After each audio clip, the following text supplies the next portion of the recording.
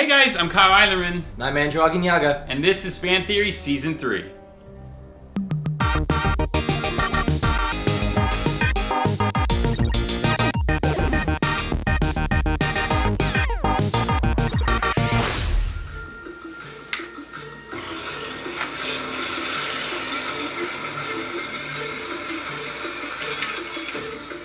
When he gets here, just count the dough. Let me do the talking. You got it, boss. What? Looks like a period kind of piece. Okay. Hello, these guys. That looks more like Agents of S.H.I.E.L.D. in later years. Much more aesthetic. I'm Ascension Chronicom. Oh. Chronica 2. Good for you. Now it makes sense. Now beat it. Before we make you freaks regret being born. Chronicoms are not born. They're made. Never let the guy open the case. Never. Warning you. Last chance, pal. Take 'em, boys.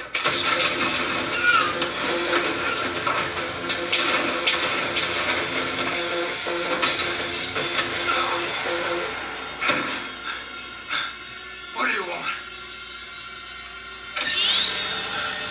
Your face.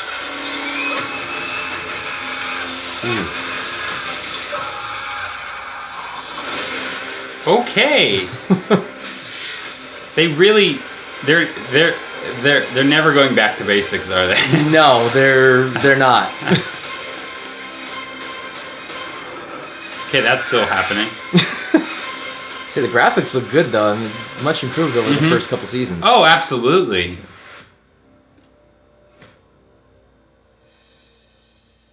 So we've got a while. Yeah. So this show has drastically been different, almost getting to the point of halfway through the whole series. Just about. Ever since they introduced the Chronicoms. Yeah, since the Chronicoms came in, introducing time travel in general is going to make stuff a little off. Yeah, I mean, once we had them, we had space, then we had time travel. And it's just been wild this whole time because of them. So I'm assuming that they're going to be kind of the main focal point of this upcoming season. They're kind of the main bad guys. Yeah, it seems like they're setting them up to be that. Yeah, and they've sort of been setting them up for at least now it'll be 3 seasons of that, which is crazy. Yeah. That one season prior was the Framework. The Framework, yeah. And Ghost Rider, which is the first time it got real goofy. Yeah. But nowhere near until, once they introduced the Chronicoms, it was just a completely different show. Yeah, and I like Enoch as a character. I do. Yes. I think he was a nice addition. He's a nice guy. A nice guy. He's a nice addition. He's good comedic timing. Yes. For the show, but he's flat. He's flat, and it works with the comedy. Yeah. But it did get a bit odd from that point on. It was just the floodgates started to open with Enoch. Which is why I shouldn't be surprised that this final season of Agents of S.H.I.E.L.D. looks to be very much goofy. Yeah.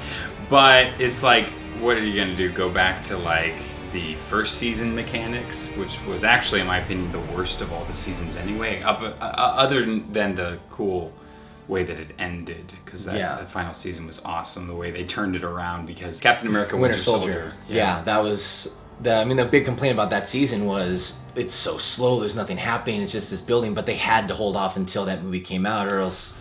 Spoilers, Right, and honestly, before it came out, or shortly after it came out, world premiere-wise, because the creators of the show weren't given a lot of insight, they didn't realize they were going to literally have nothing to work with, so they had to reformat the show. Yeah.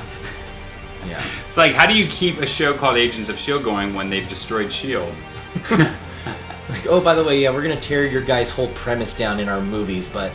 Good luck. And we're trying to make it work with the movies. And I think as of 2 seasons ago, they finally stopped caring about the cinematic universe. Yeah. I think, they've kind of gotten away from it. I mean, even Feige himself, when he was asked back, season 1, season 2, it's not part of the cinematic is what he was saying. It's there, even though they had Lady Sif on the show. They dealt with the fallout from Winter Soldier. They cleaned up after Thor: The Dark World. They had Agent Carter in it before there was an Agent Carter series. Yeah. They kept trying. Yeah, they were. And they finally were like, okay. Just stop. We're just going to do our own thing. Yeah, because once Infinity War happened, they were just like, we can't work with this. Like, there's no way. It looks like an exciting season. Yeah, and interestingly enough, the end of the Infinity Saga dealt with time travel, and now the end of Agents of S.H.I.E.L.D. is also dealing with time travel, even though it's not corollary or connected. They're both kind of ending it with this kind of thing going on. Yeah. So I have to ask you. So Andrew's a huge Marvel fan, like ridiculous. Watch. Like, absolutely huge Marvel fan. Mm-hmm. Your car even. Yes, my car is as marveled out as I can get it without my girlfriend being upset about it. Yeah. And not being ashamed to be riding in it. Did you like Agent Carter more or less than the show? I think at least at the time that it was out, we should say. At the time it was out, I enjoyed Agent Carter. I didn't honestly get past the first season. I kind of waited on watching the second. I will watch it. I'm surprised. Yeah. It's fantastic. Yeah, not that I didn't like it, but there's so many other shows I don't want to just watch Marvel stuff, so there's just so much stuff coming out. But I'm joking. But I did kind of like Agents of S.H.I.E.L.D. more because it did connect more to just the comics, not necessarily the shows or the movies, but it connected to the comic books. Like, they gave us Ghost Rider, they gave us Deathlock, it gave us a lot of good characters that otherwise we wouldn't have gotten in this current climate in a movie, even as a cameo or anything like that. So I think that's why I liked it more. Fair. But as far as story and that kind of stuff, I'd say they're at the very least equal. Both well written, both well acted. I love Haley Atwell. For me, Agent Carter I liked more because it felt, strangely enough, as odd as it sounds, it felt more cinematic to me. Yeah. It felt strangely more connected to the cinematic universe because it had the advantage of, well, this already happened. Yeah. So they can sort of work off of what they already know. So they couldn't. And it was on top of that, it was also technically a period piece, so it felt like a very different kind of thing. Yeah. Whereas Agents of S.H.I.E.L.D., it's way more science fiction-y, it's way more extreme, the visual effects are way more impressive, although don't get me wrong, the second season of Agent Carter kind of went there. There's a lot working with Agents of S.H.I.E.L.D., and obviously there's more seasons, so you have a handicap there as well. Yeah. And you have more characters, which doesn't always mean it's better. Better, no. So, Andrew, you went to D23 this year. Yes, I did. I was there for the first day of the weekend. Yes, nice. And you found out some more information on Agents of S.H.I.E.L.D. Yes. For example, like the overall general idea of what the premise is. is. So I went to the Agents of S.H.I.E.L.D. panel, which had Clark Gregg was there, yes. Deke was there, along with the showrunner, the creators. Yeah. And they did a quick little memory, like here's our favorite part of being on the show. But we also got to see a sneak peek. Actually, not even a sneak peek. We got to see the whole first episode of season 7. And so what you guys saw, or what we're looking at in the trailer, we saw the whole thing. And it does very much feel like the Chronicons are going to be the overarching villain for this final season.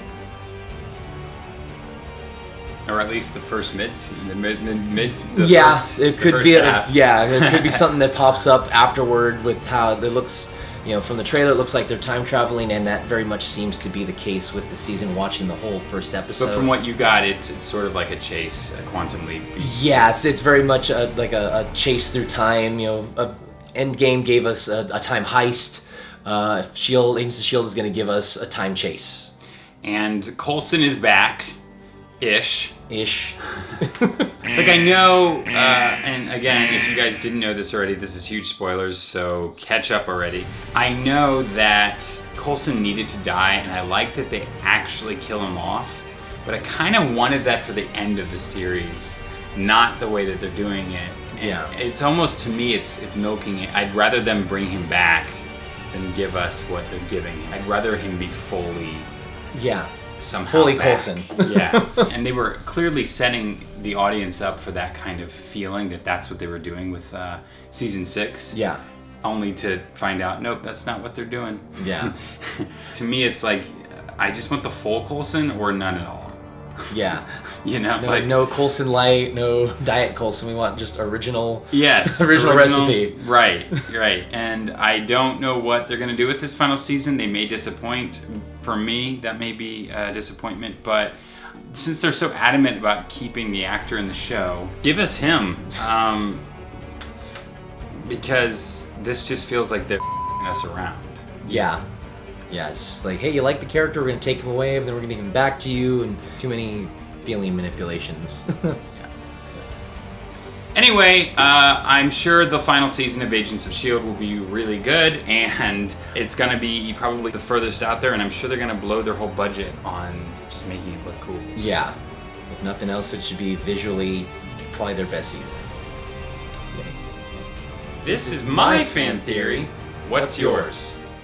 Of course, I'm gonna need you to like this video and subscribe to our channel and click that bell so you can see new episodes. But most importantly of all, if you want all the power to tell us what to do with our channel, and I mean it, go support us at Patreon. There's an easy, convenient link right there. And if you're bored with this, click on that link there. It's easy. Easy.